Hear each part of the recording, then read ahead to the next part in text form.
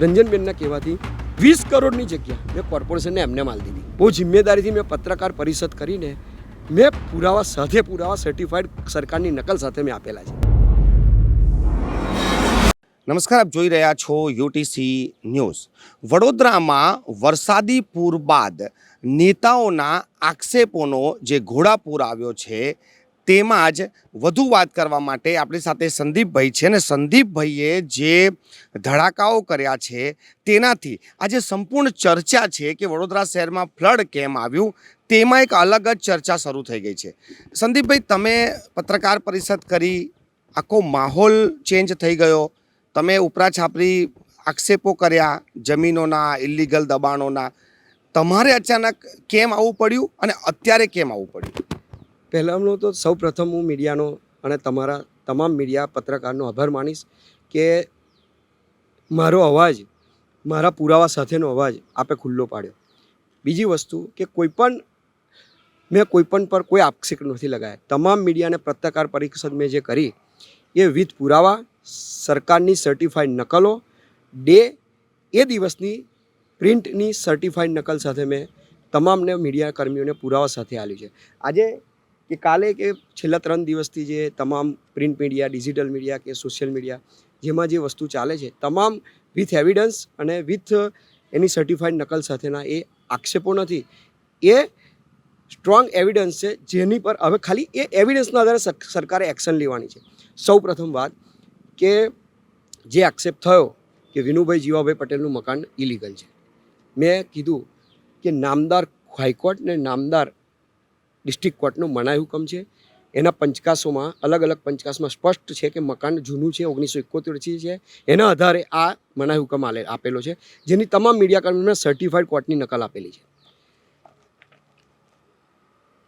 પ્રતિબંધિત વિસ્તાર, નદી કાંઠાનો વિસ્તાર, એમાંથી છેલ્લા 20 વર્ષ કે 30 વર્ષની અંદર જે જમીનો ઝોન R1માં જે રિલીઝ થઈ છે એ ખાલી. આ મારો ફરીથી કહીશ કે કોઈ આરોપ નથી, મારી પાસે તમામ પુરાવા મોજૂદ છે. આ વિસ્તાર ખાલી ને ખાલી ભારતીય જનતા પાર્ટીના ગણ્યા ગાંઠ્યા નેતાઓના જમીનો છૂટી થઈ છે, જેનીથી સરકારને અબજો કરોડોનું નુકસાન છે. આ તો ખાલી એક વિસ્તારનું હું બહાર લાવ્યો છું કે મારા પૂરતું કે જનતાને કે ખેડૂતોને પૂરતું. હું વર્ષોથી આ બાબતમાં ખેડૂતો માટે લડતો આવ્યો છું. સુપ્રીમ કોર્ટમાં 40% જે નોન ટીપીની PAL મારા નામની પેન્ડિંગ છે ને હવે એની હિયરિંગ ચાલુ થઈ ગયું છે અને શોર્ટ ટાઈમમાં એનું જજમેન્ટ આવવાનું છે. સંદીપભાઈ, આ તમે અચાનક આ કેમ જાગ્યા? તમારા પાસે પુરાવા હતા, બધું જ હતું. તમારા ઘરની વાત આવી, પરાક્રમસિંહે તમારા ઘર પર મુદ્દો ઉઠાયો એટલે તમે પરાક્રમસિંહ પર હવે સબૂત લાયા. તમારા કહેવા પ્રમાણે તમારી પાસે પુરાવા છે, તો અત્યાર સુધી તમે શું કરતા હતા? 2012થી 2014, 2018, 2016, 2017, 2007ની મારી પાસે નકલ છે. 2007ની કે 2000ની સાલથી જે પ્રતિબંધિત વિસ્તારની જમીનો અમુક બિલ્ડરને નેતાઓની જે ઉઠાઈ છે, 2001માં બી ઉઠાઈ છે, 2002માં બી ઉઠાઈ છે, એ 2007નીથી આજ દિન સુધીની અલગ ડેટની મારી પાસે કોર્પોરેશન, હુડા, સરકારની અને હાઈકોર્ટમાં 2012માં મેં આ અંગેની પિટિશન કરેલી છે. એવું નથી કે હું અત્યારે ઊભો થયો છું. લીગલ મેટર ચાલતી હતી, લીગલ પ્રોસિડર હતો અને લીગલ મેટરમાં મારે કોઈ બોલવાની જરૂર નથી. લીગલ મેટર મેં પબ્લિક ફેવરની કરેલી છે. આ જમીન છૂટી કરવા માટે મેં મારા પૂરતી PAL નથી કરી. જે ખેડૂતોને જે નુકસાન થયું છે અને ખેડૂતોને 40%, 30-30%ની જમીનો જે મફત વર્ષોથી ખેડૂતો બરબાદ થઈ ગયા છે એમાં કે મફતની જગ્યા આપી દેવી પડે છે. આ લડત 2007થી ચાલુ છે. પણ એટલું છે કે ભારતીય જનતા પાર્ટીના નેતાઓ અત્યાર સુધી જે છુપાવતા હતા કે એ લોકોએ કરોડોની કમાણી મલાઈ ખાઈ લીધી, એ કૌભાંડ બહાર પાડવા માટે મારે બહાર આવવું પડ્યું. આ લડાઈ ચાલુ જ છે 2007થી અને તમામ મીડિયામાં પહેલાં પેપરમાં આવેલું છે. 2012ના બી પેપર કટિંગ છે મારી પાસે, 2014ના બી છે, 2016ના છે, 2008ના છે, 2009ના છે. બધા જ પેપર કટિંગ મારી પાસે છે. તમામના ફોટોગ્રાફ તમે જુઓ તો તમે લઈ શકશો ઓફિશિયલી. અને ઓન પેપર એક પણ વાત મારી ઓન પેપર છે, એક પણ વાત મારી કોઈ ફ્રોડ નથી, જુઠ્ઠી નથી. ભારતીય જનતા પાર્ટીના નેતાઓએ 40% જમીન ખાલી કેમ એમની ના કપાઈ? પ્રતિબંધિત વિસ્તાર કેમ ખાલી ભારતીય જનતા પાર્ટીના નેતાઓનો છૂટો થયો? બસ મારું એવું છે કે આપના મીડિયાના માધ્યમથી કહું છું કે 40% જમીનને, પ્રતિબંધિત વિસ્તારની જમીનને ખોટી રીતે 40% જમીનો જે કાપી લીધી છે, મારી છૂટી ના કરશો. પણ વડોદરા જિલ્લાને ગુજરાતના તમામ ખેડૂતોની તાત્કાલિક છૂટી થવી જોઈએ અને આ જે કરોડો અબજો રૂપિયાનો સરકારને ચૂનો ચોપડ્યો છે એનો ફાયદો સામાન્ય ખેડૂતો જે બરબાદ થયા છે એમને ફાયદો મળવો જોઈએ. તમે નામ જોગ પરાક્રમસિંહ જાડેજા અને કેયુ રોકડિયાના નામ જોગ તમે બોલ્યા છો. આ ઇન્ડિવિજ્યુઅલ કોઈ લડાઈ છે કે પછી તમામની સામે છે? હું આપને બહુ રિસ્પેક્ટથી કહીશ કે કોઈ આ ઇન્ડિવિજ્યુઅલ લડાઈ નથી. પહેલી મારી લડાઈ ખાલી ને ખાલી ખેડૂતોના હિતમાં છે, ખેડૂતોના ફેવરમાં છે. એનું એક એક્ઝામ્પલ આપું કે સમાનો 2017માં 5 ઓગસ્ટ 2017 સમાને જમીનનું એક ગેઝેટ બહાર પડ્યું. આ જે હું કહું છું એ બહુ ઓફિશિયલી કહું છું અને આનો પુરાવો જુઓ તો હું તમને હવે એનો પુરાવો પણ આપી દઉં છું જેથી તમે એનું પત્રકાર કરી શકો. 2017માં એક ઝોન ફેર થયો સમાનો. એ ઝોનમાં 641, 43 something 650, 647, 646 survey number, block number પ્રતિબંધિત વિસ્તારમાં એ ઝોન 1માં રિલીઝ થયા.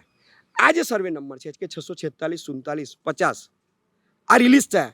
હવે 648 સર્વે નંબર જે સામાન્ય ખેડૂતનો છે જેને પરાક્રમસિંહને વેચ્યો નથી, તો 646, 47 પ્રતિબંધિત વિસ્તારમાંથી છૂટો થાય છે પણ 648 છૂટો નથી થતો. કેમ?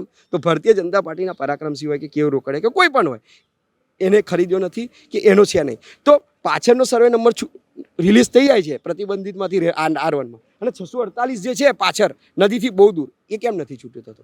ઓન પેપર છે, કોઈ પણ વાત ફોગ નથી એ લોકો જેવી અને એ લોકોના ખોટા આક્ષેપો, પોતાનો રોટલો શેકવા. કોઈ રોકડિયા કોણ છે? હું પર્સનલી તો કોઈક ધારાસભ્ય છે આઈ થિંક વડોદરામાં, યંગ છે. અમે તો બહુ મૂળ હરનીના છે અને 1935થી બધી મારી આ વડીલો પાર્જિત મિલકત છે. મેં કોઈ મિલકત ખરીદી નથી. ગાયકવાડ સમયથી મારી મિલકતો છે, મારા બાપ દાદાઓની પ્રોપર્ટી છે. મારા બાપ દાદાઓની પ્રોપર્ટી પર ખોટા આક્ષેપ કરે એટલે મારે આવવું પડ્યું. આ મિલકત મેં ખરીદેલી નથી, મારા બાપ દાદાની વડીલ પાર્જિત મિલકત છે. કેવું રોકડિયા કોણ છે મને ખબર નથી. આઈ થિંક કોઈ ધારાસભ્ય છે, યંગ ધારાસભ્ય. પણ એમને એવું કીધું છે કે મારી સામે જે આક્ષેપ થયા તરત જ એમને ડોક્યુમેન્ટ્સ પ્રસ્તુત કર્યા કે મેં જમીન એ ખરીદી. 40% કપાત થઈ. 600 તો એવું કહે છે કે મેં ખરીદી હતી ને વેચી પણ દીધી. દેખો, જે પણ ઝોન ચેન્જ થયા છે આ લોકોનું કારસ્તાન એવું છે કે જે પણ ઝોન ચેન્જ થયા છે એ પહેલાં ખેડૂતો નામે અરજી થાય છે, પછી એ જમીન ખરીદાય છે. એની સામે મેં એ આક્ષેપનો તરત તમને વળતો જવાબ આપું છું કે 643, 46, 46 જે બી હોય જે ગેજેટમાં પ્રસિદ્ધ થયા છે, એક્ઝેક્ટ નંબર મને નથી ખબર, પણ 646, 47, 50 જે રિલીઝ થાય R1માંથી, તો 648નો જે ખેડૂત છે સામાન્ય ખેડૂત કેમ એનો છૂટો ના થયો? એ બી તો ક્વેશ્ચન નથી. આજે સત્તાધારી પક્ષ 30 વર્ષથી નીચેથી ઉપર સુધી એક જ સત્તાધારી પક્ષ છે, તો એક જ સત્તાધારી પક્ષના ગણ્યા ગાંઠ્યા 4-5 નેતાઓના કેમ જમીનો કરોડો રૂપિયાની છૂટી થઈ? અને આજે પ્રતિબંધિત વિસ્તારની જમીનો એ લોકો સસ્તા ભાવે લે છે. આખું જગત જાણે છે. હવે શું કરો ખોટું બોલો છો? આ વસ્તુ કઈ મારી કે પોતાની પર્સનલ વસ્તુ નથી યાર. અને હું કોઈ મારી માટે થોડો લડું છું. હું મીડિયાના માધ્યમથી કહું છું મારું ના છૂટું કરશો, પણ સામાન્ય ખેડૂતનું તાત્કાલિક છૂટું. તમારો પરિવાર કોંગ્રેસ સાથે જોડાયેલો છે, વર્ષોથી જોડાયેલો છે, તો આટલા 30 વર્ષના શાસનમાં આટલું બધું ખોટું થયું ત્યારે સુધી કોંગ્રેસ શું કરતું? 2007 મેં ફરી કહું છું, જ્યારે હું મેચ્યોર થયો કે પુખ્ત વયનો થયો, 2007, 2009, 2013માં 61 કે 62/2013માં મેં ખેડૂતોના હિતમાં મેં પિટિશન ગુજરાત હાઈકોર્ટમાં PL દાખલ કરી હતી. એ PLમાં હાઈકોર્ટના જજમેન્ટમાં લખેલું છે, મીડિયામાં બી પ્રસિદ્ધ થયું છે કે this is a very very strong petition against સત્તાધારી પક્ષ અને સત્તા અને સરકાર વિરુદ્ધ અને ખેડૂતોના હિતમાં કરી છે.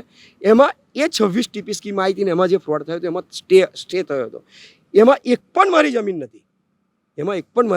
સુરેશભાઈની જમીનનો કોઈ હિસ્સે પણ આવ્યો છે? હવે એમની જમીન હરણીની 164, 165 એ પણ પ્રતિબંધિતમાં રહેણાંકમાં છૂટી થઈ છે.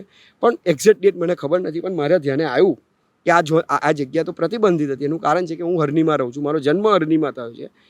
હું એવું નથી કે બીજા અત્યારે જે ધારાસભ્ય હોય કે કોર્પોરેટર હોય કે બહારથી આવીને આગળ બોલે છે અત્યારમાં જેમને જ્ઞાન નથી, પણ હું પ્રોપર હરણીનો છે, હરણીનો ખેડૂત ખાતેદાર છું.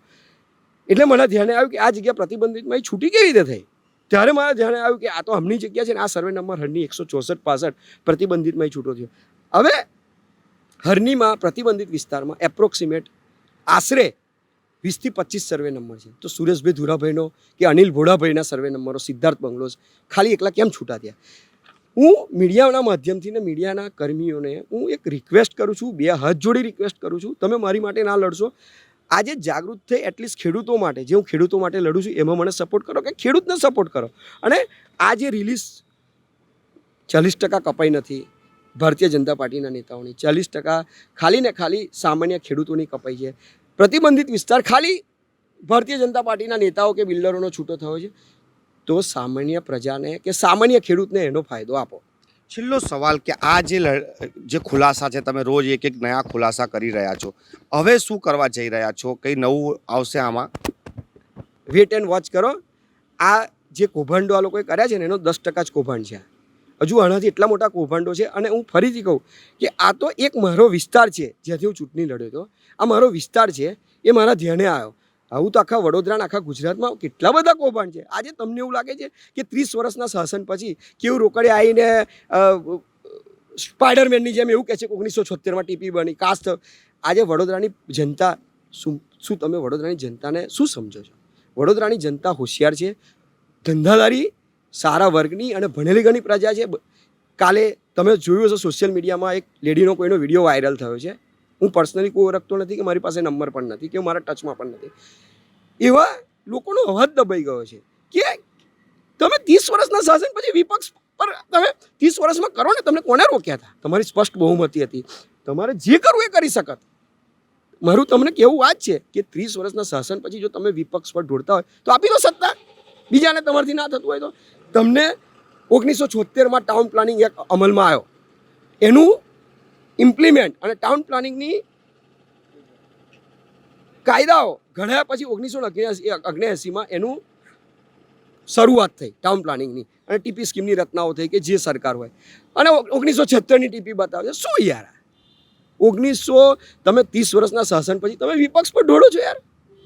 શું જનતા, ખેડૂતો, આજે વડોદરાના નાગરિકો એટલે કોણ યાર? લિબરલ માણસો છે, તમને પ્રેમથી 30 વર્ષ સત્તા આલી છે, એ સત્તાનો અમે સ્વીકાર કર્યો છે. જ્યાં જ્યાં અમને લાગ્યું અમે વિરોધ કર્યો છે. બધી જ વસ્તુ બરાબર છે. પરાક્રમસિંહ, તમે મળ્યા છો કોઈ રૂબરૂ મળ્યા છો? મુલાકાત થઈ છે? કંઈ જાણો છો? પરાક્રમસિંહ જાડેજાને કોઈ રૂબરૂ મુલાકાત નથી, પણ હું તમને કહું, ભારતીય જનતા પાર્ટીમાં પણ મારા મિત્રો છે અને ભારતીય જનતા પાર્ટીના ઘણા મારા મિત્રો છે. જો વિચારધારા વસ્તુ અલગ છે. તમે હમણાં કીધું એવું મીડિયા કે તમે વર્ષોથી કોંગ્રેસમાં. મારી વિચારધારા, મારા ફાધર 40 વર્ષ 50 વર્ષથી ગાયકવાડી શાસનથી કોંગ્રેસમાં છે. પણ ભારતીય જનતા પાર્ટીના મારા મિત્રો છે. અમે કોલેજમાં હું ભણતો તો કોલેજના મારા મિત્રો છે. ટીકાભાઈ અમારા કોંગ્રેસમાં, ભાજપમાં એમની વિચારધારા પ્રમાણે જોઈન થયા. એટલે 2019માં રંજનબેનના કહેવાથી માનનીય આપણા તે વખતના માનનીય તત્કાલીન સંસદ સભ્ય રંજનબેનના કહેવાથી 20 કરોડની જગ્યા મેં કોર્પોરેશનને એમને માલ દીધી. ઓન પેપર છે.